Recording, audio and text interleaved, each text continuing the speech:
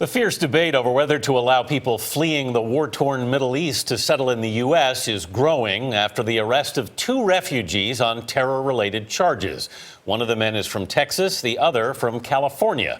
Julianna Goldman's in our Washington bureau with the latest on that. Julianna, good morning.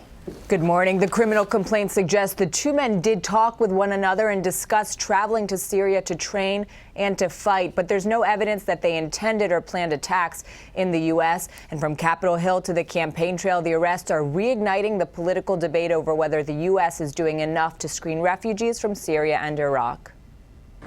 Omar al-Hardan was escorted into a Texas courtroom Friday, facing charges he attempted to provide material support to ISIS. The 24-year-old Iraqi refugee who lives in Houston has been in the U.S. since 2009. Hours later in Sacramento, As al-Jayab was in court. Investigators are calling him a foreign fighter. The 23-year-old came to the U.S. in 2012. Investigators allege that soon after, he was communicating via social media with terrorist organizations.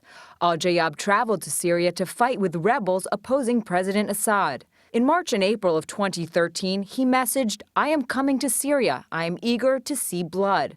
That November, he flew from Chicago to Turkey and then to Aleppo, where investigators say he took up arms with terrorist organizations and concealed that conduct from immigration authorities when he returned to the U.S. in 2014. The two arrests have added fuel to the fiery political debate over admitting refugees from the region into the U.S.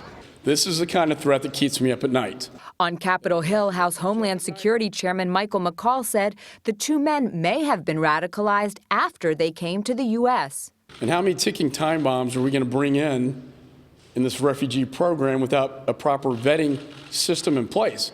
On the campaign trail, Republican presidential candidate Ted Cruz echoed those concerns. The Texas senator brought up the two arrests at stops across Iowa on Friday. President Obama is proposing bringing tens of thousands of Syrian refugees to America, even though the FBI says we cannot vet those refugees to determine whether or not they are ISIS terrorists. And Donald Trump, who has called for a ban on Muslims entering the country, also weighed in. We're not going to let people come in from Syria that we never saw before, that we have no idea where they are. They could be ISIS. White House Press Secretary Josh Earnest said using a test based on religion or ethnicity to determine entry into the U.S. does not represent who we are as a country and is not going to keep us safe. Vanita, according to U.S. intelligence officials, more than 36,000 foreign fighters have traveled to Syria. 250 have come from the U.S. Julianna Goldman in Washington this morning. Thank you.